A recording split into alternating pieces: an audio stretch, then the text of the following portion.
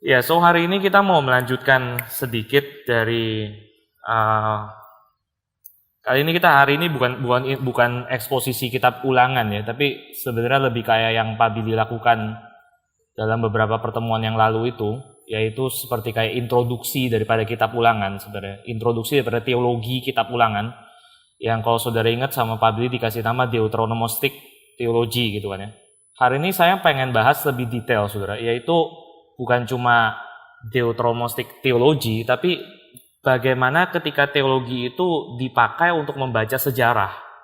Ini sesuatu yang kita bisa namakan sebagai Deuteronomic History. Dan lalu apa implikasinya yang kita bisa tarik untuk kehidupan gereja pada hari ini gitu. Oke? Nah, sekali lagi saudara, kalau saudara masih ingat apa yang Pak Billy ngomong waktu kita membahas tentang Deuteronomistic Theology, itu salah satu tema besar yang muncul dalam kitab ulangan, salah satu teologi utama yang muncul dalam kitab ulangan itu apa? Yaitu apa yang Pak Billy sebut sebagai hukum tabur tuai gitu ya. Atau kalau hari ini kita akan pakai istilah retributional theology. Oke? Retributional gitu ya. Jadi kamu berbuat baik, nanti kamu akan dapat baik. Kamu berbuat jahat, nanti kamu akan dapat kutukan. Kayak gitu kan ya. Saudara, again masih ingat kita perlu jelasin aja sedikit lagi, karena ini nanti kita akan muncul lagi gitu ya. Kenapa bisa dalam kitab ulangan tema ini sangat kenceng? Karena kalau saudara memperhatikan seluruh kitab ulangan, itu ada kemiripan dengan bentuk perjanjian kontrak yang dinamakan sebagai Suzerain Vassal Treaty. Suzerain itu tuan, vassal itu hamba, gitu aja gampangnya. Saudara nggak perlu tahu lah itu suzerain dapat dari mana segala macam gitu ya.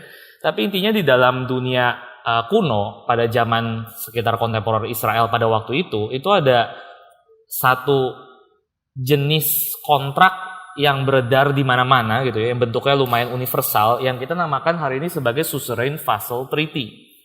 Dan kira-kira isinya seperti itu, saudara. 1, 2, 3, 4 itu. Itu kira-kira elemen-elemen yang paling dasar yang ada di secara universal dalam kontrak-kontrak seperti itulah. Mirip kalau hari ini kita bikin kontrak kan ada caranya kan ya, ada struktur dasarnya gitu. Bisa beda-beda variasi sedikit, tapi secara keseluruhan itu mirip, gitu toh. Waktu itu, zaman itu kalau orang melihat bentuk kayak gini, mereka tahu ini bentuk perjanjian antara tuan dengan hamba. Nah, kalau saudara perhatikan, seluruh daripada kitab ulangan itu ditulis dengan struktur demikian. Misalnya, pembukaan ini adalah isinya itu identifikasi pihak-pihak mana saja yang sedang mau dikontrakin gitu maksudnya. Dalam arti ini perjanjian antara siapa dengan siapa, misalnya kayak gitu. Oke. Lalu prolog itu adalah membicarakan mengenai apa yang selama ini itu sudah dikerjakan oleh si tuan kepada si hamba. Kira-kira kalau kita mau bilang the story so far gitu. Background daripada perjanjian yang dibikin ini tuh apa? Kenapa perlu ada? Apa yang terjadi sebelumnya? Prolog gitu kan ya. Lalu stipulasinya yang ketiga adalah aturan-aturannya. Kalau kamu mau kontrak ini berjalan terus, maka apa yang harus kamu kerjakan? Gini, kalau kamu mau kontrak ini terus berlaku, maka bagaimana kamu harus berlaku? Kira-kira gitu. Tentunya kepada si hamba gitu ya. Oke. Dan yang keempat tentunya adalah bentuk blessings and curses. Dalam arti, nanti kalau kamu taat, maka sang tuan akan memberikan kamu hadiah ini. Kalau kamu tidak taat, maka kamu akan dikutuk oleh si tuan, kamu akan dihukum, segala macam bla-bla seperti itu gitu kira-kira. Oke? Bisa ngerti ya? Dan kalau saudara lihat di dalam kitab ulangan, itu bentuknya kita bisa bilang seperti ini, saudara. Preamble ini adalah pasal 1 ayat 1 sampai 5 misalnya. Itu kalau saudara buka kitab ulangan, actually buka aja, saudara. Maksudnya saudara buka aja terus gitu ya. Nanti kita hari ini bakal lebih lihat banyak ke raja-raja dan tawarik, saudara. Tapi kalau saudara mau buka sekarang, misalnya perhatiin gitu ya. Pasal 1 ayat 1 sampai 5, saudara lihat isinya apa? Isinya adalah identifikasi pihak-pihak yang sedang mau masuk dalam kontrak ini kan ya. Musa berbicara atas mewakili Tuhan. Musa mengatakan kepada Israel seluruh yang Tuhan katakan kepada Musa gitu kan ya. So ini ada jelas banget bahwa ini adalah antara Tuhan, Allah Yahweh kepada bangsa Israel lewat perantaran si pengacara Musa gitu, misalnya kayak gitu kan. Ada identifikasi pihak. Mereka tuh lagi ada di mana, kapan mereka ada di situ. Itu kalau saudara perhatiin pasal 1 ayat 1 sampai 5. Lalu selanjutnya misalnya saudara dari pasal 1 sampai pasal 11 itu adalah prolog. Di mana kalau saudara perhatikan di dalam ulangan itu, coba ya buka-buka gitu ya, misalnya balik-balik halamannya gitu. 1 sampai 11 itu adalah kisah di mana Musa itu ngobrol panjang lebar mengenai apa yang terjadi selama ini. Nah, lu ingat ya 40 tahun silam, nah itu yang kita bahas minggu lalu kan ya. Itu kan bagian pertamanya, pasal 1-nya gitu. 40 tahun silam tuh kejadiannya kayak gini. Terus habis itu maju lagi. Nah, habis ini kamu lewat ke Kades Barnea. Habis ini kamu lewat daerahnya orang Moab. Itu yang kita nggak bahas di pasal 2, pasal 3 kan ya. Habis itu kamu perang lawan si Og, si Basan, dan sebagainya gitu. Itu semua kayak apa yang selama ini terjadi, kira-kira seperti itu. Oke? Lalu saudara melihat di bagian berikutnya itu, of course bagian yang sangat terkenal itu adalah pasal 12 sampai 26. Itu adalah mengenai aturan-aturannya, hukum-hukumnya.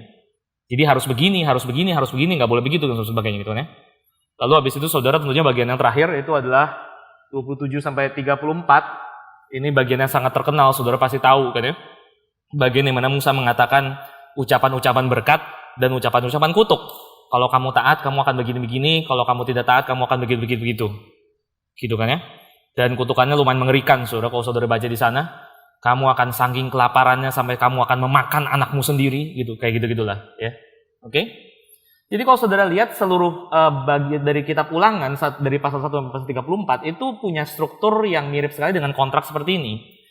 Inilah yang struktur yang kita nggak dapetin di dalam kitab Pentateukh yang lain.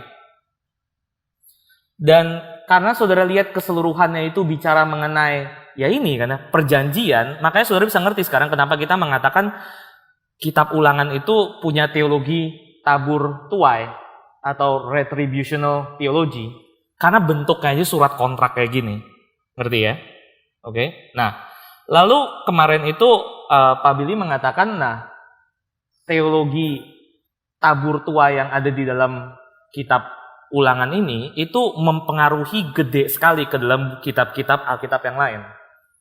Kalau saudara tahu, yang kita mau bicarakan pada hari ini adalah kitab Ulangan ini kan menutup Taurat ya. Menutup kitab 5 kitab Pentateukh kan ya. Tapi juga kita bisa argue bahwa kitab Ulangan ini memulai suatu gaya penulisan yang baru yang kita samakan dengan kemarin Deuteronomistic School itu, aliran Deuteronomi. Kitab-kitab yang ditulis itu seakan-akan mengikuti gaya, mengikuti teologi tabur tuai ini. Misalnya yang langsung mulai adalah Yosua. Saudara ingat kitab Yosua isinya apa? Ada teologi tabur tua yang sangat kencang, saudara. Masih ingat kan ya? Kalau bangsa Israel taat, mereka menang. Kalau bangsa Israel melanggar, misalnya Akhan melanggar di kitab Yosua kan ya, menyembunyikan barang-barang perabotan yang harusnya buat Tuhan, langsung Israel kalah. Saudara tabur tua ya kan ya? Ngerti ya? Oke. Lalu misalnya kitab Hakim-Hakim selanjutnya. Di mana ini udah jangan tanya lah, Hakim-Hakim itu struktur dasarnya jelas banget kan ya? Orang Israel jahat, menyembah berhala, pergi dari Tuhan, maka mereka ditindas. Lalu mereka berteriak kepada Tuhan, bertobat. Lalu habis itu Tuhan kasih hakim, bangkitkan hakim untuk menyelamatkan orang Israel. Tabur tuai, saudara lihat kan? Jahat, tertindas. Bertobat, Tuhan kasih penyelamatan. Lalu ceritanya berulang terus kan ya? Kayak gini polanya kan ya? Simpson lah, siapalah, segala macam, Samgar dan kawan-kawannya. Terus kayak gitu toh, tabur tuai, saudara. Oke? Lalu habis itu tujuannya 1 Samuel dan 2 Samuel. Yang kita sedang dalam pembahasan di kebaktian kan ya. In which saudara sekali lagi lihat juga ada tabur tuai yang kencang sekali. Yaitu perbandingan antara diri Saul dengan diri Daud misalnya. Saul itu jahat, Saul itu membangkang, makanya dia dibuang sama Tuhan, tabur tuai kan ya. Daud juga sama, Daud juga ada sisinya di mana dia melakukan kejahatan, dia dihukum sama Tuhan. Ada skalanya dia melakukan kebaikan, Tuhan berkati dia. So, tabur tuai sekali lagi. Dan of course yang keempat adalah masuk ke dalam kitab 1 dan 2 Raja-Raja. Ini udah jangan tanya tabur tuanya di mana gitu kan ya. Di setiap catatan daripada raja itu, saudara tahu polanya kan ya.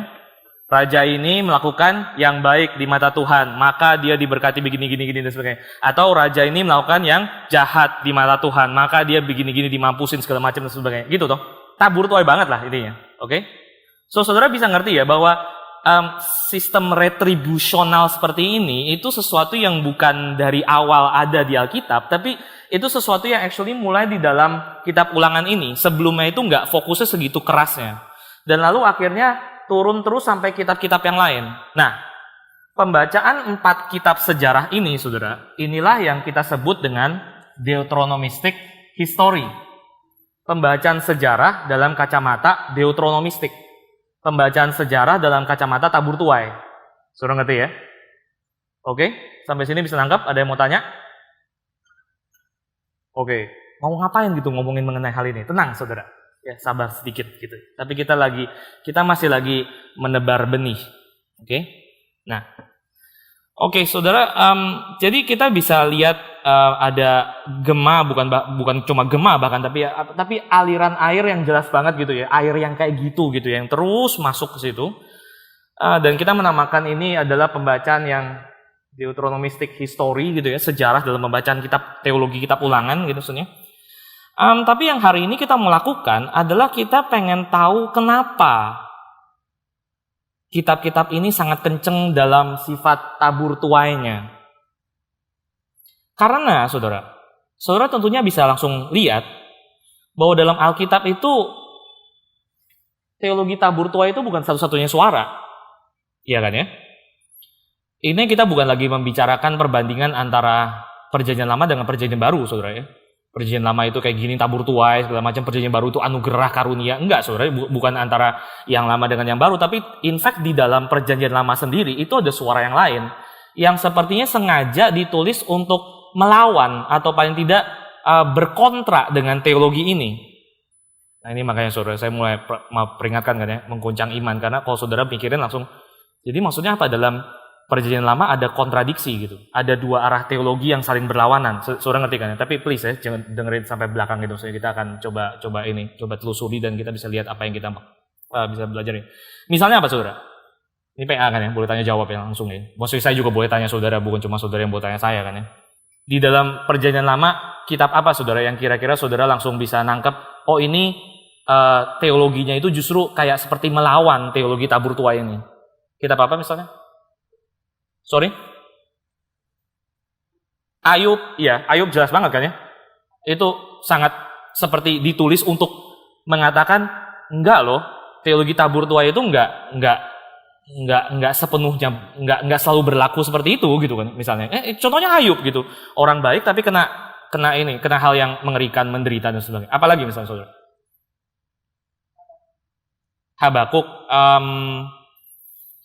oke. Di dalam hal apanya misalnya?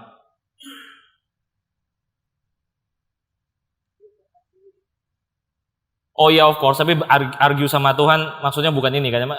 Tetap Habakuk itu poinnya adalah dia itu basically Tuhan kenapa kamu melakukan ini? Ya mungkin boleh juga ada ininya gitu ya. Although dia nggak really kesana. Saya lebih kepikiran misalnya kayak gini saudara, Mazmur 73 misalnya. Ada Mazmur yang kita bisa sebut dengan Mazmur ratapan gitu ya. Yang dimana orang-orang itu dengan terbuka mempertanyakan hukum tabur tuai ini. Iya kan ya? Tuhan 73 Mazmur Asaf terkenal banget kan ya. Kakiku sebentar lagi tergelincir. Kenapa? Karena aku melihat kok orang fasik gendut-gendut dan orang benar kurus-kurus. Bisa kayak gitu kan ya. Beneran apa kayak gini gitu. Ada banyak Mazmur yang lain juga saudara yang mengatakan pada dasarnya seperti mengatakan Tuhan bukannya harusnya gini ya. Lalu kenapa begini akhirnya gitu. Misalnya kayak gitu kan ya. Nah, itu biasanya begini yang pertama itu kan tabur tuai kan ya maksudnya. Kan orang ini baik, kenapa dia jadi hidupnya saudara ngerti lah kira-kira gitu kan ya. Contohnya apa lagi saudara misalnya yang lain? Pengkhotbah, exactly. Pengkhotbah juga ada kayak gitunya kan ya. Pengkhotbah juga ada mengatakan berkali-kali gitu maksudnya akhirnya kalau kita mau bilang bahkan pengkhotbah kayak mengatakan ya siapalah yang benar-benar tahu gitu ya di balik semua ini ada apa gitu maksudnya. Enggak kok, dunia itu tidak berjalan sesuai dengan apa yang kamu pikir gitu maksudnya. Kalau kayak begini maka begitu, enggak sesimpel itu gitu maksudnya. Aku sudah melihatnya dan sebagai kayak begitu kan ya. Dan ultimately saudara, contoh yang kita hari ini mau coba kasih lihat kepada saudara bagaimana ada dua teologi yang seperti bertabrakan ini, itu adalah antara kitab 1 dan 2 Raja-Raja dan kitab Tawarikh. Ini yang saya pengen kasih lihat, ini yang bakal jadi pembahasan kita. Nah, saudara, sebelum kita lebih lanjut ke situ, saya pengen mengingatkan juga, ini bukan cuma cakupannya di dalam perjanjian lama, tapi sekali lagi di perjanjian baru juga saudara mesti mengerti bahwa ada unsur-unsur dalam perjanjian baru yang seperti sengaja melawan teologi tabur tuai kan ya. Di satu sisi, saudara tahu kenapa kitab Ulangan itu diagung-agungkan banget? Karena penulis perjanjian baru itu mengutip atau mengalusi kepada kitab Ulangan itu lebih dari 200 kali. Seluruh perjanjian baru. Dan juga Tuhan Yesus itu mengutip lebih banyak dari kitab Ulangan dibandingkan kitab-kitab yang lain. So, di satu sisi ada tekanan Deuteronomi yang sangat kenceng di perjanjian baru, tapi saudara juga tahu di dalam perjanjian baru, khususnya di Injil, itu ada banyak juga bagian-bagian yang seperti mempertanyakan terang-terangan kan ya. Yang contoh paling gampang adalah ya ini, sekali lagi waktu orang-orang bertanya kepada Tuhan Yesus, ini siapa yang berdosa ini? Ini dosanya siapa gitu, si orang buta atau bapak emaknya, dan kalau misalnya dosa bapak emaknya, kenapa dosanya sampai kayak apa sampai dia bisa buta kayak gini gitu kan ya. Lalu Tuhan Yesus basically menghapus sama sekali kategori itu dengan mengatakan bukan itu masalahnya, tapi ini adalah untuk kemuliaan Tuhan dinyatakan. Seperti melawan hukum tabur tuai. Saudara juga bisa notice satu tempat yang lain lagi, misalnya ketika Tuhan Yesus mengatakan kalimat Tuhan itu memberikan matahari dan hujan kepada orang fasik dan orang benar. Ini yang seringkali kita di teologi reform kita ambil sebagai dasar daripada common grace kan ya, bahwa Tuhan beranugerah, ada anugerah yang umum. Tapi saudara kira-kira bisa ngerti nggak sih dalam konteks zaman waktu itu kira-kira kedengarannya apa? Itu seperti orang-orang Israel, saudara, yang sangat dipengaruhi sama teologi tabur tuai ini, teologi Ulangan ini. Lalu mereka mendengar itu gimana, saudara? Kalau kita hari ini adalah orang-orang yang kayak gini lah, gini saudara,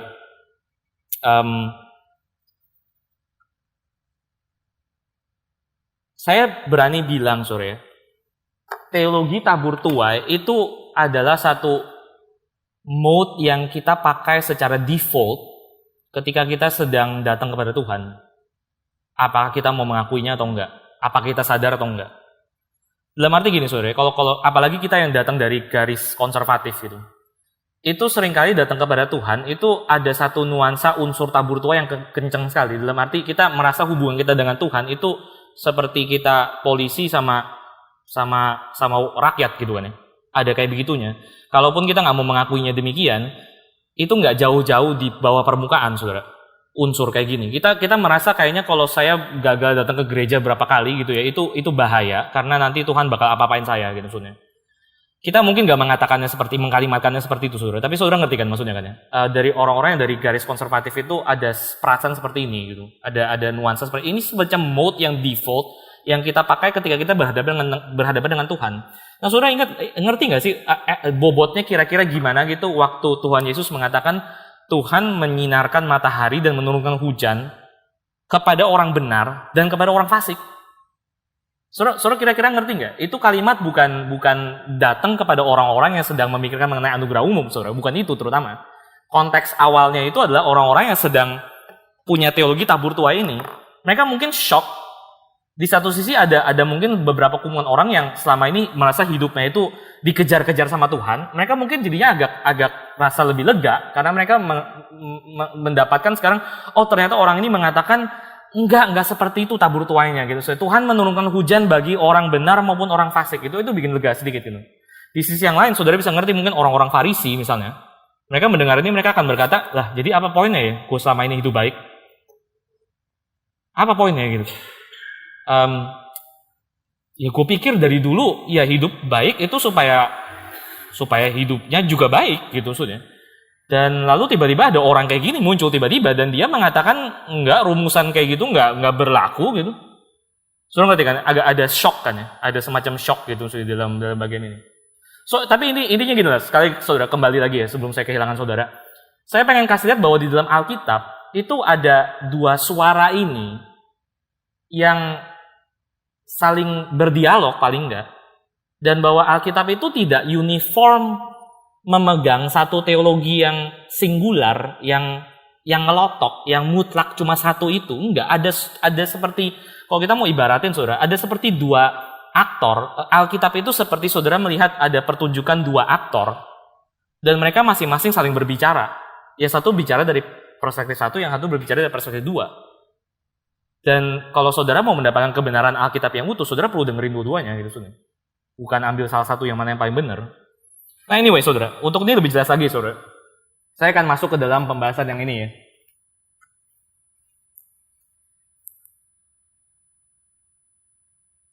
Oke saudara. Sekali lagi, kitab Raja-Raja itu adalah kitab yang dipengaruhi sekali dengan pembacaan Deuteronomistik. Ya. Dan kitab Tawarikh itu actually tidak. Nah ini menarik karena banyak orang pikir ini pengulangan doang.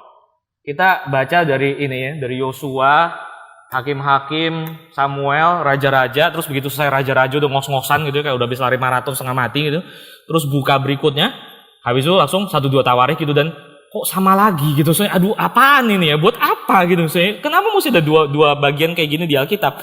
Well, karena memang dua-duanya itu sedang mewakili dua suara yang berbeda dalam Alkitab. Actually, kita nggak sadar aja. Dan hari ini saya pengen tunjukin kepada saudara. Paling gampang ya kalau kita menunjukkan ini, saudara, dengan mengambil satu kasus, contoh kasus yang dibahas di dua tempatnya, yaitu di masa kepemimpinan Raja Manasye. Coba saudara buka pertama dulu itu dari 2 Raja-Raja 21 ya. 2 Raja-Raja 21. 2 Raja-Raja 21 ya. Cerita Manasye ini nggak terlalu panjang saudara ya. Tapi ini cerita yang basically di dalam kitab Raja-Raja itu sangat-sangat berbobot besar ya. Basically saudara, kalau saudara lihat di dalam seluruh cerita ini, itu adalah cerita raja yang pada dasarnya paling ancur dari seluruh raja-raja yang pernah ada di Alkitab. Oke, dia dia berkuasa 55 tahun, dikatakan kan ya. Itu masa kepemimpinan yang paling lama dari semua raja Yehuda. Oke, dan Manasye itu adalah raja pertama Yehuda yang tidak lagi punya teman di kerajaan utara. Saudara tahu kan ya, setelah Salomo kan kerajaan Israel terpecah dua kan ya, utara dan selatan. Lalu raja-raja sampai bertahan, Asyur itu menyerang dan menghabisi kerajaan utara sama sekali. Itu adalah terjadi pada zaman Hizkia. Nah, Hizkia punya anak yang namanya Manasye. Manasye ini adalah raja pertama di mana sudah tidak ada lagi kerajaan utara. Ya. Jadi basically kerajaan utara baru dibabat sama Raja Asyur. Dan saudara tahu apa yang dilakukan? Dia tidak takut dengan semua ini. Dia melawan Tuhan actually. Saudara lihat di dalam apa yang dikatakan di ayat 1 sampai ayat 9, itu basically catatan habis-habisan ya, mengenai kejahatan Manasye yang dilakukan. Itu catatannya parah banget saudara, karena hampir itu catatannya itu semua yang disuruh nggak boleh di kitab Ulangan, yang semua yang disuruh Musa kepada bangsa Israel untuk mereka tidak boleh lagi melakukan waktu mereka masuk ke dalam tanah Kanaan, itu dilakukan oleh Manasye.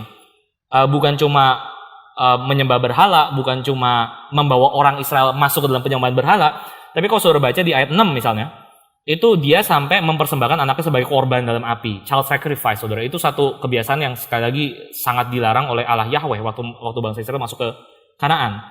Saudara juga lihat di situ ada ramal, telaah, segala macam, memanggil arwah, roh peramal. Itu sekali lagi referensi kepada kitab Ulangan yang dimana hal-hal seperti itu sudah jelas bilang nggak boleh.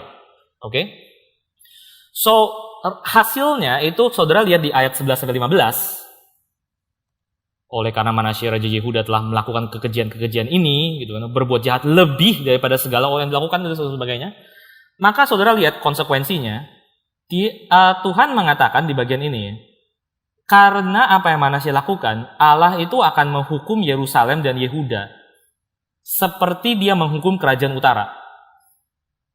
Kerajaan utara itu dibuangnya ke Asyur ya saudara ya, bukan ke Babel ya. Kerajaan Asyur itu yang pertama kali menyerang dan menghancurkan kerajaan utara, lalu membawa orang Israel kerajaan utara ke Asyur. Oke? Tapi kerajaan Yehuda itu nanti hancurnya sama Babilonia. Gitu toh. Jadi di saat ini gitu ya, ketika kerajaan Israel sudah hancur, gara-gara Manasye, Tuhan mengatakan nanti Yehuda sama Yerusalem akan sama nasibnya seperti kerajaan Israel, kerajaan utara. Mereka akan dibuang satu hari. Kenapa? Gara-gara Manasye. Bukan pada zamannya Manasye, saudara. Masih lama actually. Masih cukup lama. Masih berapa? 7 generasi atau berapa lah gitu ya. Tapi akan dibuang gara-gara Manasye gitu. Dikasih taunya kayak begitu kan ya. Nah saudara bukan cuma berhenti di situ ya. Karena Manasye ini benar-benar hancur banget. Sampai kalau kita baca selanjutnya. Di pasal 22, pasal 23 dan seterusnya, saudara tahu yang terjadi berikutnya adalah Manasye itu punya anak, anaknya punya anak, cucunya Manasye itu adalah Raja Yosia. Dan saudara tahu Raja Yosia itu adalah raja terbaiknya Yehuda, saudara. Coba kita lihat sedikit, saudara. Di 2 Raja-Raja 23 sekarang, saudara bisa lihat sepak terjangnya Yosia di ayat 4 sampai 24. 2 Raja-Raja 23, coba saudara lihat dari ayat 4 sampai 24, saudara. Kalau saudara hitung di sana apa yang Yosia lakukan, itu kira-kira dia melakukan kira-kira 15 sampai 16 reformasi besar-besaran. Ini raja yang luar biasa, saudara. Ya. Sampai kalau saudara lihat vonisnya Tuhan di ayat ke-25, lihat bagaimana dia menggambarkan, bagaimana penulis raja-raja menggambarkan Yosia. Sebelum dia tidak ada raja seperti dia yang berbalik kepada Tuhan dengan segenap hatinya, dengan segenap jiwanya, dan dengan segenap kekuatannya, sesuai dengan segala Taurat Musa. Dan sesudah dia tidak ada yang bangkit lagi seperti dia. Oh, luar biasa kan ya? Ini raja yang the best, saudara. Benar-benar the best. Tapi saudara lihat ayat 26. Tetapi jangan kira ya, karena Yosia begitu hebat, maka Tuhan melupakan kejahatannya Manasye, kakeknya yang sudah mati lama itu. Nggak bisa kayak gitu. Gara-gara Manasye yang hancur itu, kebaikan Yosia yang luar biasa ini tidak sanggup untuk membereskan Yehuda, untuk mengelakkan Yehuda dari nasib pembuangan. Saudara bisa ngerti ya sekarang ya, bobot daripada kejahatannya Manasye yang mau dikasih lihat di sini, saudara. Gara-gara Manasye ini seorang gitu sih. Sampai kebaikan dari Raja Yosia yang begitu luar biasa, nggak ada yang seperti dia sebelumnya, nggak ada yang seperti dia sesudahnya, itu nggak ngaruh. Tetap Tuhan akan membuat Yehuda dibuang gara-gara Manasye. Oke? Ini bagian yang cukup mengerikan, saudara. Kalau saudara belajar Alkitab baik-baik gitu, ini bagian yang ketika dosen ngajarin di STT itu orang banyak cukup terhenyak gitu. Ini maksudnya jadi apa ya? Maksudnya meskipun ada Yosia, meskipun ada segala kebaikan dari reformasi yang dia bisa bawa, Tuhan nggak bisa move on. Tuhan nggak bisa move on, saudara. Tuhan nggak bisa move on dari apa? Dari kemarahannya dia yang sudah 2 generasi lewat. Sudah 2 generasi, orang sudah mati Tuhan, gitu sih. Ya sekarang situasi sudah jadi lebih bagus, gitu. Kenapa masih ngamuk, gitu loh. Saudara bisa bayangin ya, kira-kira ekuivalensinya buat kita, saudara, ekuivalensinya. Itu mungkin seperti ini, katakanlah let's say ya, setelah Luther dan Zwingli dan Calvin mereformasi gereja waktu itu, tahun 1500-an itu, lalu habis itu Tuhan berfirman kepada mereka bertiga, sorry ya, gara-gara paus itu, aku akan tetap menghapus gereja dari muka bumi, gitu. Misalnya, saudara bisa ngerti nggak? Dampak bobotnya tuh sampai sebegitu, saudara. Loh gimana Tuhan kan sudah reformasi, gitu. Kenapa masih ngamuk? Ngerti ya? Ini shocking, saudara. Kok Tuhan sebegitu retribusionalnya sampai nggak ada ruang sama sekali untuk pengampunan, gitu. Oke? Bisa ngerti ya? Ini raja-raja. Belum. Kita akan bikin pusing dengan kita tambahin sekarang yang versi Tawarikh. Sekarang saudara coba buka paralelnya di Tawarikh, saudara. Yaitu di 2 Tawarikh 33. 2 Tawarikh 33. Ini adalah paralelnya mengenai kisah Manasye di Tawarikh. Dan kalau saudara memperhatikan, awalnya apa yang ditulis oleh Tawarikh itu persis sama apa yang ditulis raja-raja. Iya kan ya? Yaitu daftar dosa-dosanya Manasye, gitu toh.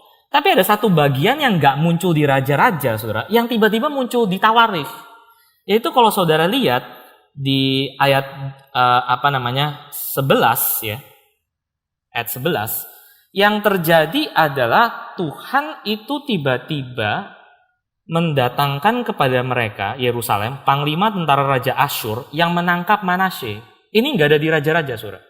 Manasye itu ditangkap oleh orang Asyur, dan yang konyolnya lagi, saudara lihat di ayat 11, dibawanya ke Babel. Nah ini aneh banget, saudara. Karena waktu jadi gini ya, saya mesti gambar skemanya sedikit ya, supaya saudara bisa ngerti ya. Jadi Manasye itu kira-kira mulai memerintah tahun 720 sebelum Masehi. Ini adalah saat ketika kerajaan utara itu dibuang ke Assyria, ya. Nah, saudara tahu pembuangan ke Babel, saudara, pembuangan ke Babel itu baru muncul, baru terjadi. Itu ada 3 kali kan ya pembuangan ke Babel ya, yaitu 5 597, 587, dan 582. 582 ini yang final. Daniel itu diangkutnya kira-kira yang satu atau kedua ini, saudara, karena waktu itu mereka cuma ngangkut sebagian kecil rakyat yang elit-elit. Tapi keseluruhannya itu diangkut tahun 582, dan ini adalah kisah terjadi saat ketika Yerusalem itu dihancurkan oleh Babilonia. Oke, ini beda berapa tahun, saudara? Ya, berapa itu? 140, 130, 140 tahun ya, kira-kira ya.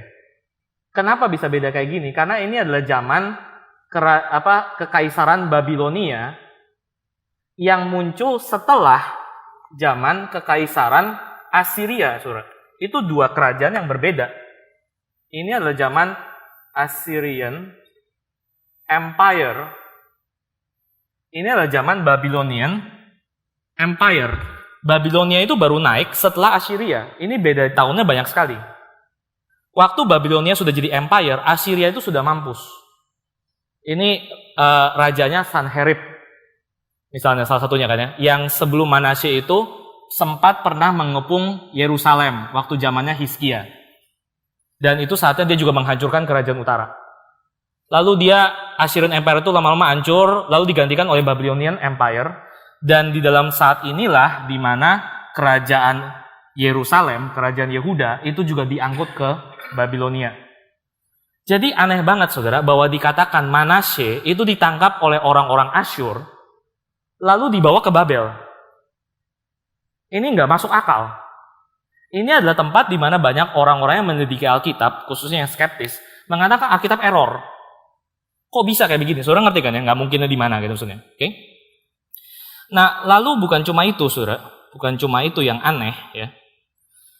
Tapi juga bahwa disebut mereka itu hanya nangkep Manasye seorang. Ini hampir nggak mungkin, saudara. Karena kita nggak pernah dengar bahwa zamannya Manasye itu ada invasi dari Assyria yang masuk sampai ke Yerusalem. Dan kalaupun mereka sampai berhasil masuk ke Yerusalem, kenapa mereka cuma ambil rajanya doang? Mereka harusnya pasti menghajar kotanya. Dan Yerusalem itu nggak jatuh sampai kepada tahun-tahun Babilonia ini. Sanherib pernah mengepung Yerusalem, tapi gagal. Harus sampai tunggu Nebukadnezar dan segala macam itu yang menghajar Yerusalem. Hampir nggak mungkin tuh tiba-tiba ada panglima-panglima datang lalu menciduk Raja Manasye, bisa ngambil rajanya tapi kotanya nggak diapa-apain. Buat apa? Gitu kan? Aneh banget gitu sih. Ada sesuatu yang aneh di sini. Lagi habis itu, saudara lihat yang berikutnya, bukan cuma itu. Saudara lihat yang terjadi kepada Manasye di ayat 12. Makanya jangan tutup Alkitab itu ya. Sekali lagi saudara tutup 2 Tawarik 33. 2 Tawarik 33 ayat 12. Apa yang terjadi di Babel? Ceritanya gitu ya. Dikatakan dalam keadaan yang terdesak ini, Manasye maksudnya berusaha melutangkan hati Tuhan Allahnya, ia sangat merendahkan diri di hadapan Allah nenek moyangnya dan berdoa kepadanya, maka Tuhan mengabulkan doanya dan mendengar permohonannya. Ia membawanya kembali ke Yerusalem dan memulihkan kedudukannya sebagai raja. Dan Manasye mengakui bahwa Tuhan itu Allah. Lalu saudara lihat habis itu ada catatan di mana Manasye itu melakukan reformasi ala Yosia, saudara. Manasye yang dikutuk-kutuki sama kitab raja-raja, di kitab Tawarik itu digambarkan sebagai orang yang bertobat dan lalu melakukan reformasi. Nah, kalau saudara perhatikan lebih lanjut, saudara, di ayat 17, tetap ujungnya Yehuda itu di dalam versinya Tawarik gitu ya. Kerajaan Yehuda tetap suatu hari akan dibuang ke Babel, itu udah pasti, itu sejarahnya gitu kan ya. Tapi saudara lihat penggambarannya lain sekarang. Di ayat ke-17 dikatakan seperti ada nuansa rakyatnya yang belagu, rakyatnya yang brengsek. Manasyenya sudah bertobat, rakyatnya yang nggak mau nurut. Jadi akhirnya tetap dibuang. Tapi kenapa? Gara-gara rakyat Israel, bukan gara-gara Manasye. Apa yang terjadi di sini, saudara? Sudah mulai goncang ya? Saudara bisa ngerti kan ya? Ini ada dua suara, saudara, yang boleh dibilang kalau kita mau ngomong halus pun kita akan ngomong mereka nggak saling kompatibel. Mereka nggak saling kompatibel, saudara. Kenapa bisa kayak begini, saudara? Gimana kita menjawabnya gitu ya? Di satu sisi raja-raja itu punya teologi punya teologi tabur tua yang kuat banget itu, saudara. yang saking kuatnya, saking striknya tabur tuanya sampai Manasye saking jahatnya itu Yosia yang sebegitu hebat aja nggak mampu untuk seperti menghapus dosanya Manasye. Tuhan nggak bisa move on, tetap harus buang gitu. Di sisi yang lain ada kitab Tawarikh yang seperti menawarkan satu pemikiran yang lain, yaitu Manasye bertobat dan Allah lalu memulihkan dia. Ini apa yang terjadi di sini, Saudara? Nah, Saudara, inilah sebabnya sekali lagi kita waktu baca Alkitab, Saudara, kita harus lihat bukan masalah soal apakah Alkitab itu tepat atau tidak pencatatan sejarahnya. Kita perlu tanya kenapa mereka mencatatnya demikian. Selidik punya selidik, Saudara. Ada para sejarawan dan para sarjana Alkitab yang menjelaskan demikian lewat penanggalan. Kapan kitab-kitab ini ditulis? Mereka itu bukan didikte dari Tuhan jatuh ke seseorang di gua samping, gitu, Saudara, enggak. Mereka itu datang kepada kita itu dalam konteks zaman tertentu. Dengan kata lain, orang-orang yang menulis Deuteronomistic History sampai ke raja-raja ini, gitu ya. Mereka itu hidup di zaman yang lain dengan zaman di mana Tawarikh itu ditulis. Dan dengan demikian mereka sedang mau mengadres dua situasi dan konteks yang berbeda. Gini, Saudara, misalnya gini ya. Saudara lihat di dalam Deuteronomistic History, dalam DH ini, bukan cuma raja-raja sekali lagi ya, tapi dari Yosua, Hakim-Hakim, Samuel gitu ya, semuanya ini, Deuteronomistic History ini, itu bukan cuma semacam pencatatan sejarah, tapi itu sebuah penghakiman atas sejarah kalau kita mau bilang. Itu adalah satu cara di mana orang-orang Israel itu sedang mau kasih lihat, ini sebabnya kamu dibuang. Ini sebabnya kamu di-exile. Karena kejahatanmu itu luar biasa. Kira-kira seperti itu. Maka orang mau mencoba melihat mungkin kitab-kitab ini itu ditulis atau paling enggak difinalkan ya, diedit terakhirnya, dibentuknya, digubahnya. Penulisannya of course bisa dari kapan-kapan, bahan dasarnya maksud Saudara. Saudara ngerti kan ini kan ya? Pak Bill udah sering ngomong dong, bagian ini nggak menggoncang iman kan ya? Yang tulis kitab Pentateuk itu bukan cuma Musa maksudnya misalnya. Saudara udah tahu ini dong ya? Ada orang-orang yang mengedit setelah Musa itu kan Pak Bill udah sering ngomong toh. Ya kan ya? Nah, ini juga sama Saudara. Kitab-kitab ini juga sama. Bahan dasarnya mungkin sudah dari kapan-kapan, tapi ada orang-orang mengedit, dan bentuk finalnya sebagaimana kita hari ini menerimanya, itu kira-kira digubahnya itu adalah ketika mereka ada di pembuangan. Dengan kata lain, waktu mereka ada di pembuangan, Saudara kira-kira bisa nangkep gak? Waktu Saudara dibuang, kira-kira apa yang Saudara akan tanyakan? Pertanyaan teologis apa yang muncul? Kenapa dibuang? Saudara ngerti maksudnya? Mereka ini shock berat, Saudara ya. Saya nggak tahu. Pak Billy waktu itu kemarin juga udah ngomong kan ya. Mereka pikir Sion itu nggak bakal bisa dihancurkan, itu Yerusalem tuh nggak mungkin jatuh, itu kemuliaan dari segala bangsa. Tiba-tiba jatuh. Iman mereka tuh hancur basically. Waktu Yerusalem dihancurkan oleh Babilonia, itu iman mereka hancur habis. Saudara pernah nonton Toy Story nggak? Tadi saya benar-benar mau pakai ilustrasi buat khotbah, tapi ya udahlah nggak apa-apa ngulang ya. Saudara pernah nonton Toy Story nggak? Itu cerita pembuangan, Saudara. Percaya yang believe it or not. Saudara tahu Toy Story kan? Ceritanya itu adalah mengenai seperangkat mainan-mainan yang main sendiri gitu kan ya. Mereka tahu mereka mainan, Saudara, kecuali satu mainan, yaitu si Buzz Lightyear. Dia pikir dia bener-beneran Space Ranger, gitu kan ya. Lalu si Woody dan teman-teman yang lain itu berusaha berkali-kali ngomong, lu tuh mainan, gitu kan ya. Dan dia nggak pernah percaya. Dan suatu hari dalam cerita Toy Story, dia akhirnya mau nggak mau harus menemukan fakta bahwa dia memang mainan. Ketika mereka terjebak di toko mainan, lalu dia lihat mainan yang lain yang persis sama dia, gitu kan ya. Ternyata beneran gue mainan, gitu maksudnya. Hidupnya itu seperti dicungkir balik, Saudara. Apa yang dia selama ini percaya itu hancur. Nah, itu yang terjadi pada pembuangan. Saudara ngerti maksudnya? Mereka selama ini pikir mereka itu umat Allah. Mereka tidak akan ditinggalkan oleh Tuhan. Tiba-tiba mereka terbuang. Jadi mereka langsung bertanya, why? Dan dalam konteks seperti ini, muncullah Deuteronomistic History. Ditulis pada zaman ini. Untuk menjawab kenapa. Lu mau tahu kenapa? Lu berdosa. Lihat tuh dosa lu. Lihat tuh apa yang terjadi kalau lu berdosa. Ya ini tabur tuai, kamu berdosa, makanya kamu kalah. Makanya kamu dibuang. Bukan karena Tuhan yang kalah, mereka mungkin pikirnya gitu, saudara. Pada waktu zaman ini, why-nya ini bisa dijawab dengan alternatif kan ya. Alternatifnya adalah Yahweh nggak berkuasa, Yahweh nggak eksis, Yahweh nggak ngefek, gitu kan ya. Bisa jawab seperti itu.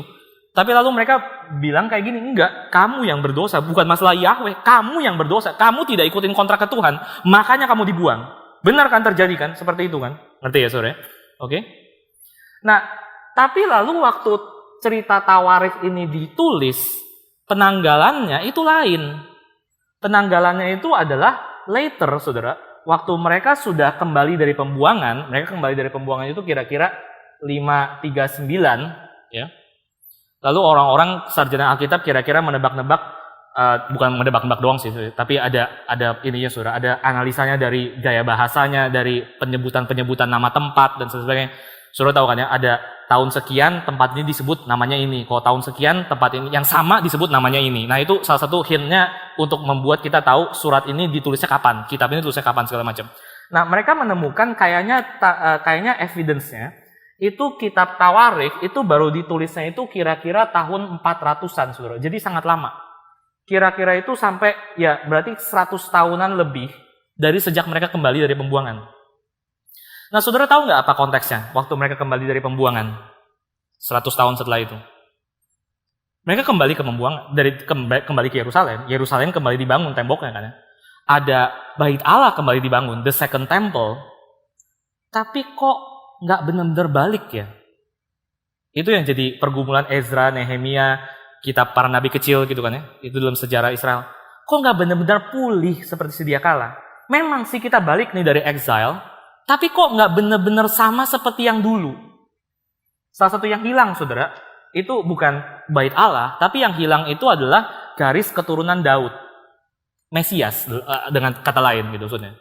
Mereka tidak lagi punya raja mesianik itu. Mereka tidak punya lagi raja garis keturunan Daud. Mereka itu ada hanya sebagai satu daerah dari kekaisaran yang lain. Saudara tahu setelah Babilonia Empire jatuh, yang menyuruh mereka pulang itu kan, saya tahu bahasa Inggrisnya Cyrus, bahasa Indonesia apa? Siapa? Koresh ya. Koresh itu sudah raja daripada Persian Empire kan ya. Itu sudah lewat lagi, saudara. Lalu setelah ini, saudara ya, mereka habis dari Persia, mereka masuk ke tangan Yunani.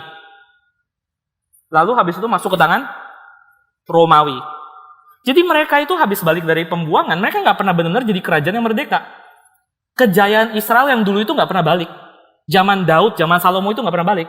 Padahal kan janji Tuhan kerajaan Daud akan dikokohkan sampai selama-lamanya. Kok nggak ada gitu maksudnya? Apa jangan-jangan ini ya, kita ini benar-benar sudah seancur-ancurnya itu, sampai kita udah nggak ada harapan lagi sama Tuhan. Kita nggak bakal bisa balik sama Tuhan. Tuhan sudah membuang kita sama sekali.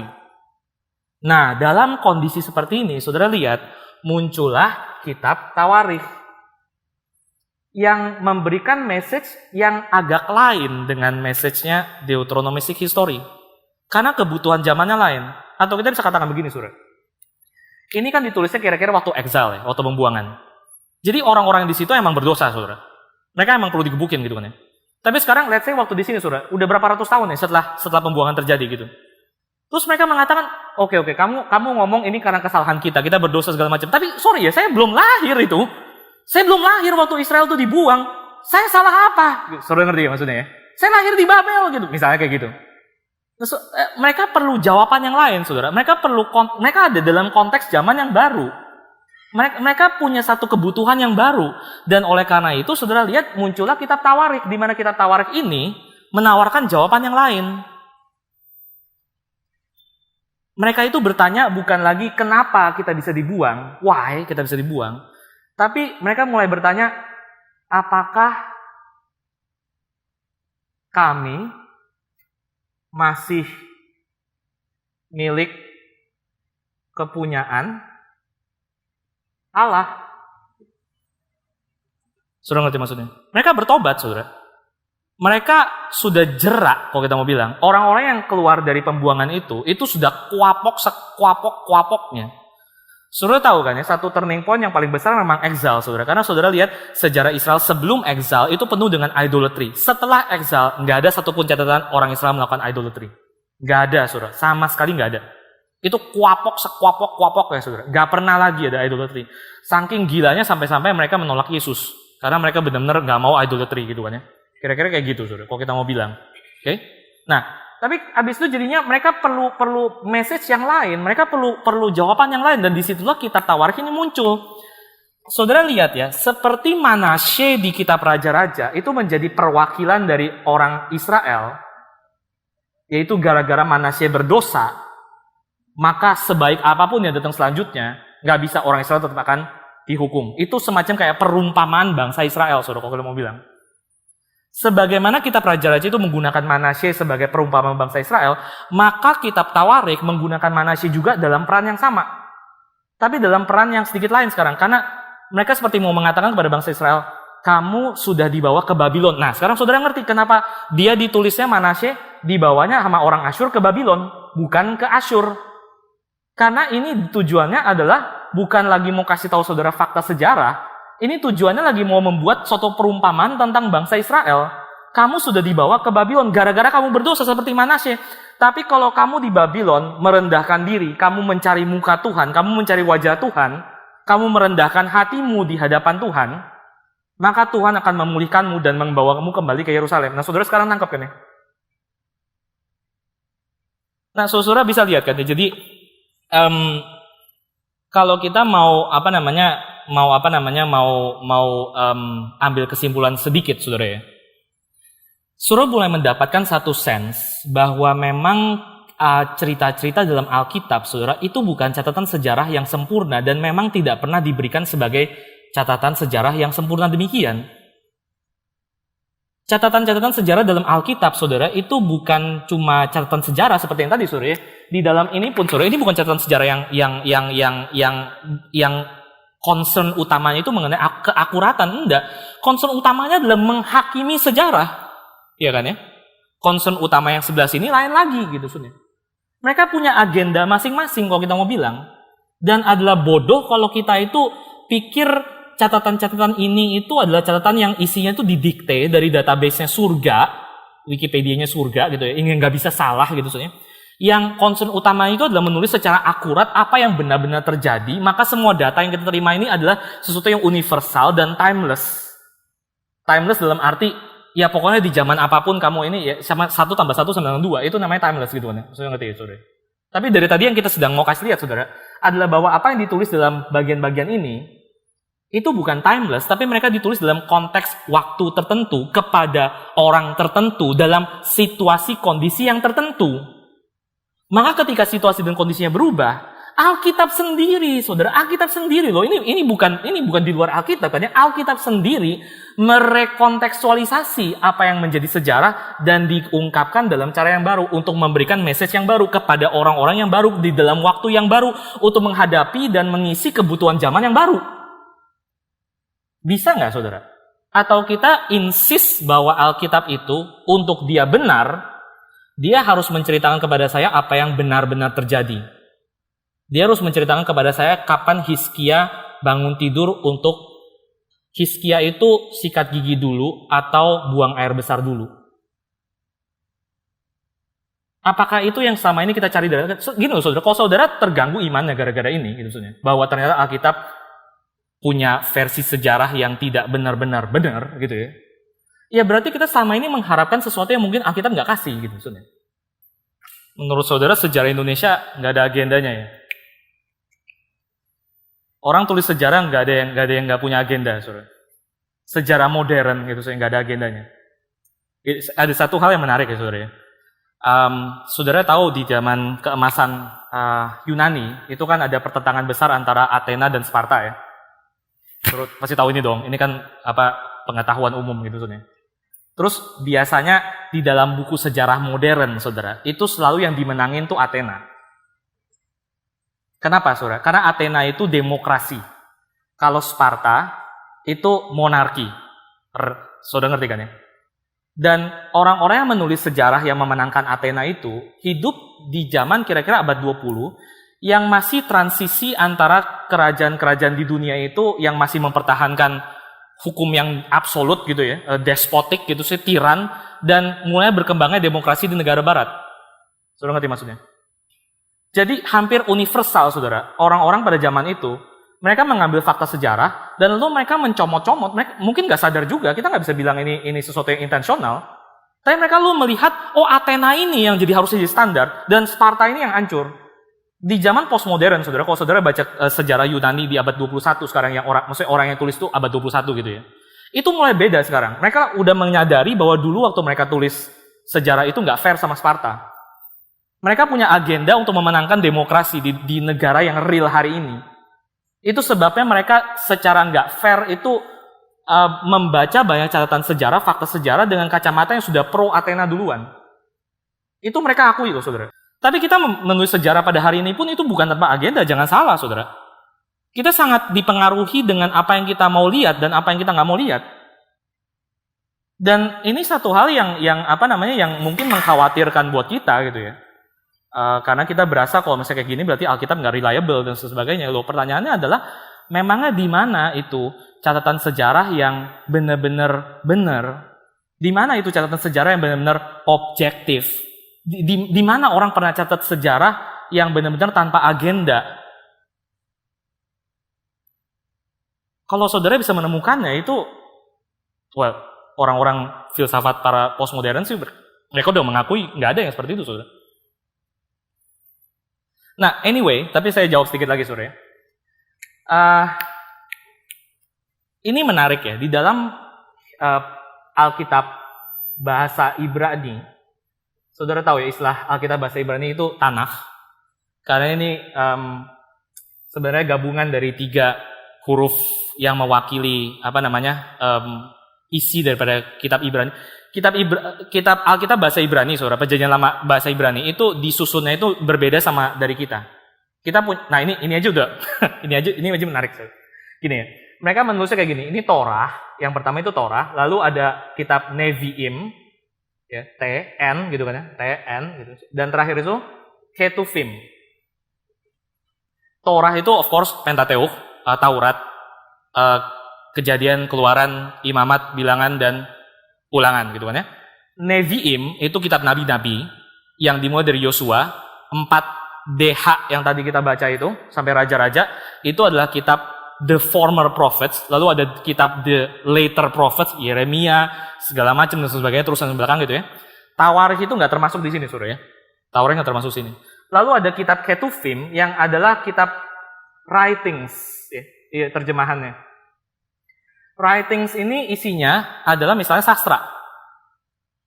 Ini yang lebih ke sejarah gitu ya, kalau kita mau bilang Yeremia, Yehezkiel, segala macam gitu sebagainya. Ini isinya misalnya Mazmur, Amsal, Ayub.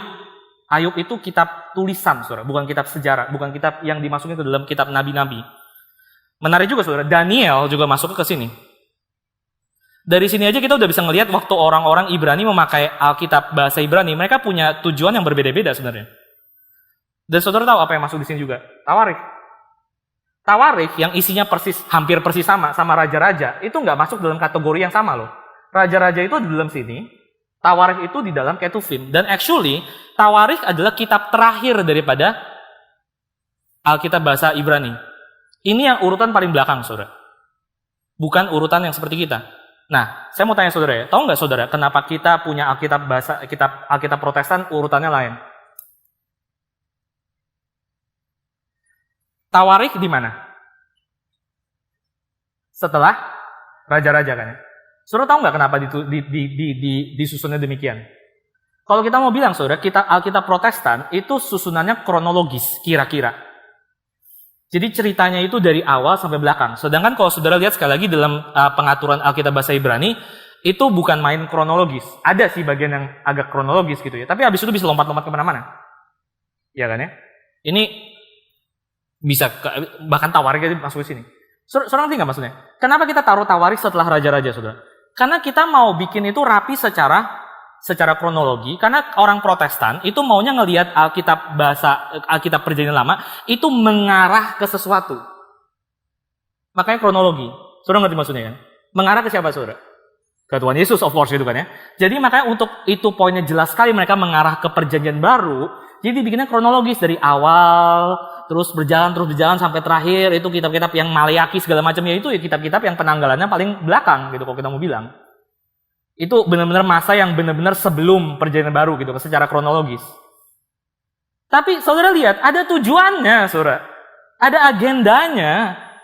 Ini bukan satu penyusunan yang kita simply pokoknya mikir yang paling objektif yang mana. Enggak, saudara, ada agendanya. Agendanya adalah untuk memperlihatkan bahwa Yesus perjanjian baru sebagai penggenapan dari perjanjian lama.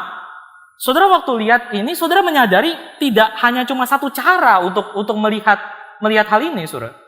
Nah, kembali lagi ke dalam apa yang kita lagi ngomongin. Kenapa kitab Tawarik ditaruhnya di bagian writings? Di dalam tempat yang sama dengan Ayub, dengan Mazmur, dengan Amsal, dengan bagian-bagian yang lain. Saudara mau nangkep nggak kenapa? Karena orang Yahudi sendiri tahu, ngerti bahwa ini bukan pencatatan sejarah tok lagi-lagi.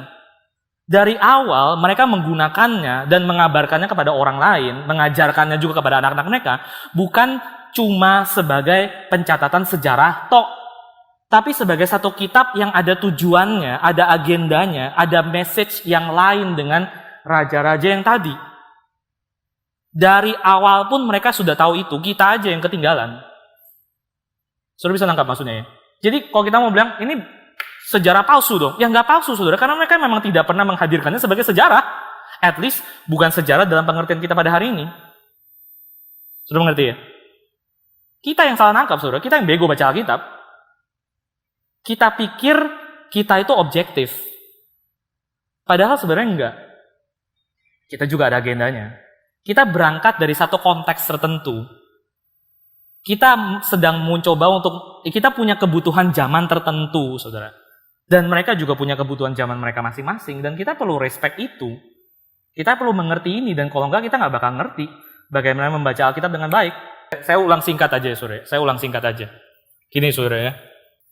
Ini saya dapat dari John Frame, by the way. John Frame itu teolog reform yang boleh dibilang sangat konservatif. Kita itu perlu membedakan antara apa yang namanya truth dengan precision. Dalam paradigma sains modern, ini dua nggak boleh dibedakan. Misalnya matematika. Apa yang precise itu adalah apa yang benar. Ya kan ya? 6 tambah 5 sama dengan berapa, saudara? 11. Kalau saya bilang 10, meleset cuma dikit kan ya? Tapi benar nggak? Nggak kan ya? Dalam matematika, yang benar, dia benar karena dia tepat. Gitu toh? Ya. Nah, tapi masalahnya, saudara, kita seringkali lupa bahwa ini hanya berlaku di sains dan matematika, saudara. Ini nggak berlaku di tempat-tempat yang lain. John Frame mengatakan jangan salah, di tempat-tempat yang lain, kita itu bisa lihat ada jarak antara apa yang truth dengan apa yang precise, dan itu satu hal yang normal. Contohnya, misalnya, John Frame kasih ngomong, saudara ditanya umurnya berapa? Saudara jawabnya apa? Saya berumur 34 tahun, 7 bulan, 6 minggu, 18 hari, 17 jam, 56 menit. Dan saudara kan nggak jawab kayak gitu kan ya? Saudara jawabnya gimana? Saudara simply jawab ulang tahun terakhir saudara berapa kan ya? Dan itu jawaban yang benar nggak? Atau itu jawaban yang salah? Benar toh? Acceptable kan ya? Tapi apakah itu precise? Enggak. Tapi itu benar nggak? Benar gitu kan ya? Jadi antara kebenaran dengan precise itu nggak harus sama kan ya? Nggak harus deket banget kan? Nggak harus satu kan ya? Dalam hal-hal selain sains dan matematika. Misalnya. In fact, bahkan saudara, kalau saudara membawakannya dengan kayak gitu, setiap kali orang tanya saudara umur berapa? Lalu saudara menjawabnya adalah, saya umur 34 tahun, 7 bulan, 18 minggu, dan sebagainya. Orang malah mungkin akan meragukan apa yang saudara ngomong. Malah jadi kebenarannya nggak masuk, saudara. Saudara ngerti nggak maksudnya? Contoh lain ya, misalnya, jumlah halaman dalam buku. Ada dosen ditanya, Kak, Pak, ini jumlah buku yang saya harus baca ini berapa halamannya, jumlah halamannya? Si dosen menjawab 400-an. Padahal sebenarnya 398. Itu tepat, bukan tepat ya, akurat nggak, precise nggak? Jelas nggak gitu kan ya. Tapi benar nggak? Apakah salah kalau dia mengatakan 400-an? In fact, saudara, John Frame argue gitu ya. Kalau seandainya saya mengatakan kepada orang itu 398, dia mungkin malah nggak nangkep kebenaran. Kenapa? Karena saudara tahu kan ya, ada efek psikologis kalau kita melihat angka. Itu yang penting tuh angka yang pertama. Itu yang paling penting. Kalau kita ngomong 398, saudara, orang mungkin bahkan nangkapnya itu dalam pikirannya mereka, kebenaran yang mereka tangkap itu 300-an. Which is 98 lebih jauh. Sedangkan kalau kita ngomong 400-an, itu malah lebih dekat, karena itu cuma beda 2. Saudara ngerti maksudnya? Ini by the way benar-benar terjadi, saudara ya. Karena supermarket kasih harga kayak gitu kan ya. 14.999 gitu maksudnya. Saudara ngerti kan ya? Kalau itu nggak ada efek ya saudara, supermarket nggak bakal bikin kayak gitu. By the way saya benar-benar kena saudara, karena kemarin istri saya suruh beliin papaya potong di range market. Dia tanya saya berapa waktu saya pulang, harganya berapa? 20.000 kayaknya, 20.000 gitu kan ya. Terus kemarin lagi saya datang lagi ke tempat itu, pengen beli lagi, karena kan 20.000 kayak nggak terlalu mahal ya, memang sih dipotong tapi nggak terlalu mahal kayaknya. Waktu saya sampai ke situ saya perhatiin bener-bener angkanya, saya baru tahu ternyata 29.999, kurang ajar gitu saudara. Bener-beneran kena loh saudara, itu bener-bener ngefek gitu maksudnya. Saya jadinya mikirnya itu 20 ribuan. Saudara ngerti nggak maksudnya kan ya? Dalam hal ini justru dengan kita memberikan bentuk komunikasi yang tidak tepat ya, tidak setepat-tepatnya, itu kita malah bisa mengkomunikasikan sesuatu yang lebih benar. Saudara ngerti maksudnya? Oke? Ya. Nah, sekarang saudara lihat di Alkitab, kenapa lalu kita itu menuntut Alkitab harus setepat-tepatnya mungkin? Jangan-jangan karena kita itu sedang memasukkan Alkitab dalam laci orang modern yang terlalu sempit buat Alkitab. Itu laci yang mengatakan untuk sesuatu itu benar, dia harus setepat-tepatnya. Itu bukan laci yang cocok buat Alkitab, saudara. Itu celana yang terlalu sempit buat Alkitab. Alkitab jauh lebih besar daripada itu. Alkitab itu memberikan kepada kita komunikasi-komunikasi yang bahkan kadang-kadang tidak terlalu tepat, justru supaya kebenarannya bisa lebih masuk. Alkitab itu justru saking berkomitmennya dengan kebenaran, maka dia tidak mau mengunci dirinya hanya dalam cara komunikasi yang tepat. Sorry, precise bukan tepat ya, tepat bukan precise saudara. Saudara ngerti? Sekali lagi ya. Justru karena Alkitab itu berkomitmen kepada kebenaran, maka dia tidak mengunci dirinya hanya berkomunikasi lewat cara yang precise, lewat cara sains modern. Karena kalau gini saudara coba bayangin ya, kita mesti berkomunikasi mulai sekarang cuma boleh precise saudara. Saudara jangan pernah lagi ngomong matahari terbenam, nggak boleh. Saudara harus mengatakan, ini sekarang lagi poin di mana rotasi bumi membuat bumi sedemikian rupa sehingga kita tidak lagi bisa melihat matahari dari sudut yang seperti ini. Gitu saudara. Setiap kali ngomong gitu, ayo. Sama juga dengan matahari terbit, saudara. Sama juga. Jangan juga ngomong bintang berkelap-kelip, saudara. Karena itu bukan berkelap-kelip, itu cuma gara. Jadi saya melihat cahaya yang melewati refraksi atmosfer. Aduh, mampus lah saudara. Even para saintis pun mengatakan matahari terbenam, matahari terbit gitu loh maksudnya. Mereka juga tahu itu nggak masalah selama kita tahu itu dalam bentuk komunikasi yang memang bukan sains dan matematika. Dan kenapa kita harus menyempitkan segala sesuatu termasuk firman Tuhan, saudara, di dalam laci yang sesempit itu gitu? Itu yang jadi pertanyaan. Saudara, sekali lagi saudara, coba kalau Alkitab cuma mau pakai satu cara yang precise, yang historis dalam memberikan kebenarannya, kita nggak dapat kekayaan yang tadi saudara lihat di dalam Raja-Raja dan Tawarikh kan ya. In fact, bukan cuma itu, saudara boleh robek itu bagian-bagian perumpamaan dari Injil karena mereka tidak pernah terjadi. Apakah sesuatu nggak pernah terjadi lalu kita nggak bisa belajar dari situ? Konyol kan? Absurd kan saudara? Sangat absurd. Sekali lagi saudara, kalau saudara mau insist kayak begitu saudara, kita mulai sekarang kita bicara semuanya dalam level eksplisit, jangan bicara lagi dalam level implisit. Ini para wanita akan protes setengah mati. Karena para wanita itu kepengennya berkomunikasi banyak dalam level implisit. Iya kan ya? Sekali lagi saudara, contoh yang kemarin. Seorang cowok bertanya, kamu marah ya? Enggak! Gitu kan ya? Kamu mau aku pergi ya? Pergi aja! Gitu ya. Itu kan cewek kan saudara? Ngomongnya ke sini tapi sebenarnya maksudnya ke sana. Iya toh? Dan gini saudara, coba kalau cewek mulai sekarang hanya boleh berbicara dengan bahasa yang precise. Saya kasih tahu ya, ada kebenaran yang hilang.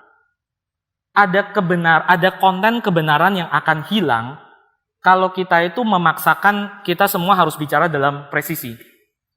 Justru ada yang hilang, saudara. Karena kalau si cewek cuma ngomong, iya aku lagi marah, kan lain, saudara. Ya kan? Ngerti nggak maksudnya? Kalau dia cuma ngomong, enggak aku sebenarnya nggak mau kamu pergi, kan lain, saudara. Ada sesuatu yang missing di situ. Waktu dia ngomong, enggak, itu ada sesuatu gitu. Ada sesuatu yang seperti mengatakan, iya gue lagi marah, Tapi lu tuh harusnya tahu gue marah tanpa harus bertanya, misalnya kayak gitu kan ya. Tapi kalau dia ngomong kayak gitu langsung ada sesuatu yang, aduh gila, saudara ngerti lah, aduh gitu loh. Pernah punya pacaran kan, aduh gini. Ngerti ya, oke? So, ini problem kita hari ini, saudara. Ini bukan problem Alkitab. Ini problem kita yang memaksakan untuk menyempitkan Alkitab di dalam laci yang tidak sepantasnya, yang terlalu kecil buat Alkitab. Ini menggoncang iman, tapi saya harap saudara keluar dari sini, saudara menjadi orang yang justru lebih beriman. Karena saudara tahu seberapa Alkitab berkomitmen terhadap kebenaran. Bukan dengan cara stick to the facts gitu ya, kalau kita mau bilang. Tapi justru dengan memakai segala cara yang bisa, segala cara yang ada, demi untuk mengkomunikasikan kepada saudara kebenaran-kebenaran yang begitu dalam, begitu limpah, dan begitu kaya. Kalau sedikit diperlebar, ini menyangkut kepada ineransi itu bagaimana Pak? Ya, ini pertanyaan yang muncul minggu lalu juga. Jadi gini saudara ya, ineransi, saudara sekarang mengerti, adalah kita insist bahwa Alkitab itu secara maksimal mengkomunikasikan kebenaran. Inerrant, tidak salah. Tapi kita tidak akan setuju kalau inerrancy berarti Alkitab mengkomunikasikan segala sesuatu secara maksimalnya precise, secara scientific. Maafkan tapi saudara, mungkin kita ada beda di sini, saya nggak tahu saudara merasa gimana. Tapi buat saya itu kategori yang tidak benar dan tidak juga perlu diperjuangkan. Karena Alkitab jauh lebih besar daripada sains dan matematika. Yang kita bisa insist adalah dalam setiap perkataan yang Alkitab berikan, Alkitab mau memberikan suatu kebenaran. Itu kita akan insist. Seperti sekali lagi, kebenaran yang kita lihat tadi barusan. Yaitu kebenaran bahwa di satu sisi, iya, Israel itu masuk ke pembuangan gara-gara dosanya mereka. Dan iya, setelah mereka keluar dari pembuangan, mereka tetap milik Tuhan. Tuhan yang nggak bisa move on dari dosanya Manasye itu tetap punya kasih karunia untuk dosa-dosanya Manasye gitu. Ini paradoks kan saudara. Kayak seperti kontradiksi, tapi ya inilah kedalaman daripada Allah kita, siapa Allah kita.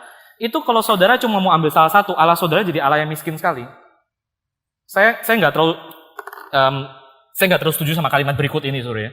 Tapi ini mungkin cukup bagus untuk mengungkapkan apa yang saya mau ungkapkan saudara. Ini kalimat dari Walter Brueggemann ya. Walter Brueggemann mengatakan kayak gini. Di Alkitab ada kontradiksi nggak? Ada, dia bilang. Tapi gini, dia bilang.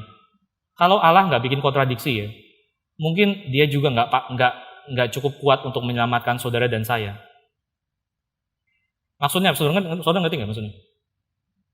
Dia itu lebih daripada laci-laci kita mengenai apa yang kita anggap kontradiksi dan apa yang menurut kita enggak. Dan kalau dia masuk ke dalam laci-lacinya kita itu dengan fit dan dengan cocok dan dengan halus, dengan klop, maka dia nggak lebih powerful daripada kita, saudara. Dia nggak mungkin bisa menyelamatkan kita. Tapi buktinya dia bisa menyelamatkan kita adalah justru dia bekerja dengan cara-cara yang seringkali di luar pikiran kita, yang kita seringkali susah sekali untuk tangkap. Ada kedalaman yang kita seringkali sampai bukan cuma nggak ngerti, tapi kadang-kadang nggak mau ngerti. Itu justru buktinya dia Tuhan. Ya, saya nggak terlalu setuju sama kalimatnya dia ya, karena saya rasa itu bisa disalah mengerti lumayan banyak. Tapi saudara ngerti nggak sih maksudnya? Coba ambil semangat di baliknya itu, saudara. Semangat yang mengatakan bahwa kita itu tidak boleh menaruh Tuhan di celana yang terlalu sempit, celananya kita. Gak bisa, saudara. Dia lebih daripada itu. Jadi gini, saudara ya. Untuk lebih bikin ini lebih mendarat dan aplikatif gitu ya. Hari ini kira-kira itu ada dua ekstrim probably dalam perbincangan mengenai keabsahan Alkitab dalam hal sejarah dan sebagainya gitu ya. Yang satu itu adalah orang-orang liberal, yang dimana mereka itu berkonklusi, oh ya udahlah Alkitab ini banyak kontradiksi gitu ya, banyak error-error, banyak fakta sejarah yang ngawur-ngawur, kok bisa dibawa sama orang Asyur masuk ke Babilonia segala macam. Wah, udahlah ini memang bikinan orang kuno yang nggak belajar, makanya kayak gitu. Udah kita buang aja, kita nggak perlu dengerin lagi, ambil aja bagian-bagian yang masih relevan zaman sekarang gitu ya, mengenai cinta lah segala macam kayak gitu-gitu. Itu orang liberal, saudara. Itu satu ekstrim ya. Terus saudara tahu ekstrim yang satunya lagi, orang konservatif, orang Injili. Kita gitu, basically. Yang seringkali ngomong kayak gini, wah kita nggak boleh dipermalukan kayak gini loh. Kita nggak boleh dipermalukan kayak gini. Jadi sekarang mari kita habis-habisan bikin supaya semua bagian Alkitab itu somehow bisa diharmonisasi satu dengan yang lain. Dan akhirnya idealnya itu pokoknya Alkitab itu harus satu suara dari depan sampai belakang. Saudara ngerti nggak sih? Ini nggak beda, saudara. Saudara bisa lihat nggak?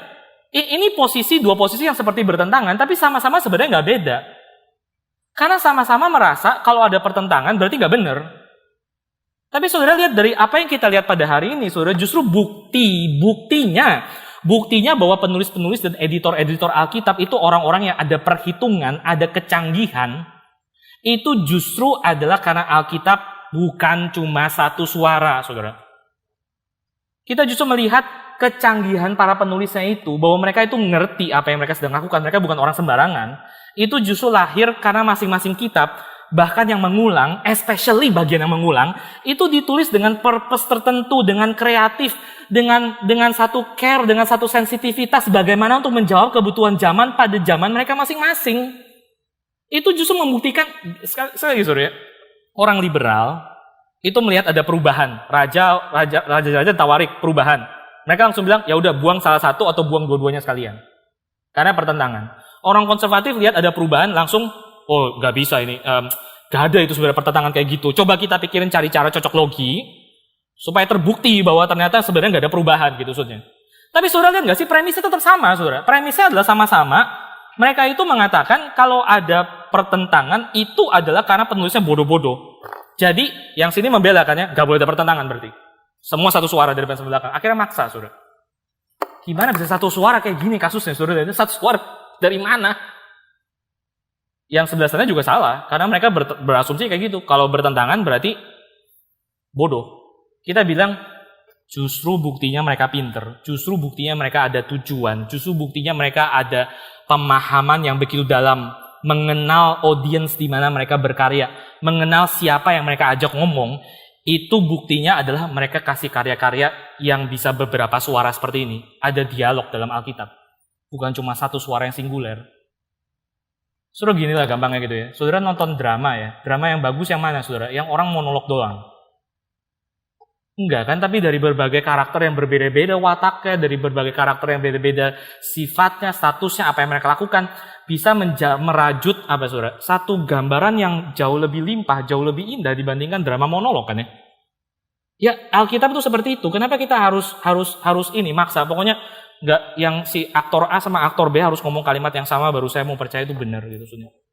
Loh ngawur saudara, ngawur banget itu. Itu ya sekali lagi memaksakan celana yang terlalu sempit kepada Alkitab. Gini saudara, saya kasih satu ilustrasi yang lumayan bagus ya. Orang tua itu kadang ngomong lain saudara. Ada kalanya dia ngomong ke anaknya ya, lu kok kayak gini terus mama tabok ya.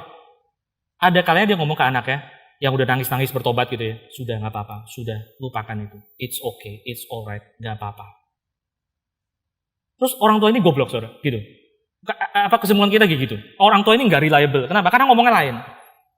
Waktu kapan itu salah ngomongnya, ku tabok ya. Waktu salah juga ngomongnya, udah nggak apa-apa, don't worry, jangan khawatir, udah lupakan, tidur tenang. Terus orang tua ini yang bodoh saudara. Enggak kan, kita perlu bertanya apa? Kita perlu bertanya, kenapa si orang tua mengucapkan kalimat yang berbeda? Dan itu yang tadi kita lakukan. Kita bukan stuck dengan dua bagian yang bertentangan, lalu kita ngomong, oh ini mesti dipersatukan pokoknya. Enggak, kita tanya kenapa penulis Alkitab menuliskannya berbeda demikian. Ternyata kita dapat jawabannya, oh konteksnya berbeda. Di kasus yang pertama, si anak nggak tahu dia salah. Di kasus yang kedua, anak udah tahu dia salah, udah tobat. Saudara ngerti maksudnya? Ya inilah Alkitab saudara. Kekayaan kan ya. Besides saudara sekali lagi ya, meskipun kita bilang tadi ada semacam kayak pertentangan, itu nggak benar-benar pertentangan banget saudara. Tadi kan kita ngomong retributional theology gitu, tabur tuai. Kitab Ayub kita bilang kayak melawan tabur tuai gitu. Tapi saudara endingnya kitab Ayub apa? Ya dia dipulihkan kan ya. Dia orang baik, dia dapat kebaikan gitu saudara. Itu tabur tuai saudara. Teman-temannya dihukum kan? Ya itu tabur tuai kan? Iya nggak sih? Ya Mazmur 73 kan juga sama toh. Di endingnya tetap kan dia ujungnya. Ya hari ini lain tapi ujungnya Asaf mengatakan ya Tuhan sudah menyiapkan malapetaka buat orang-orang fasik gitu sih. Sama juga saudara sebenarnya. Cuma kita lewat dialog ini saudara lihat kita jadinya nggak terpaku, kita jadinya nggak tersempitkan dalam satu doang gitu, satu prinsip yang kita bisa bawa pulang dan kita aplikasikan ke seluruh hidup kita dengan begitu gampangnya. Dan itu kadang-kadang kayaknya banyak mimpi orang Kristen kayak gitu ya, Alkitab sebagai buku jawaban. Oh nggak segampang itu, sorry aja saudara, nggak segampang itu. Itu sebabnya belajar Alkitab itu perlu konsistensi, perlu komitmen. Saudara lihat ya itu ya. So lessonnya buat kita hari ini ya. Saya selesai cepetan saudara dalam 9 menit terakhir gitu ya. Lesson kita dalam hari ini adalah saudara bisa lihat satu hal gitu maksudnya. Teologi Alkitab ya itu bukan cuma teologi yang dalam sekali lagi ya, bukan teologi diktean. Itu bukan teologi diktean dari malaikat ke orang didikte murni tok dari inspirasi Roh Kudus.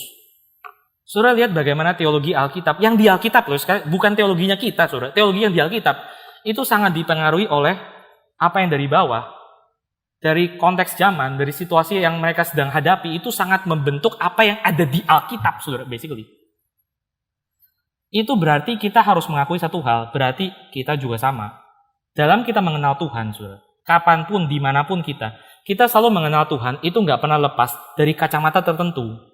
Kita mengenal Tuhan, teologi-teologinya kita, apa yang kita percaya hari ini, itu nggak pernah lepas dari kacamata hidup tertentu, kacamata zaman tertentu, kapan kita lahir, pertanyaan apa yang kita merasa perlu jawab, sangat dipengaruhi oleh kayak gitu, saudara.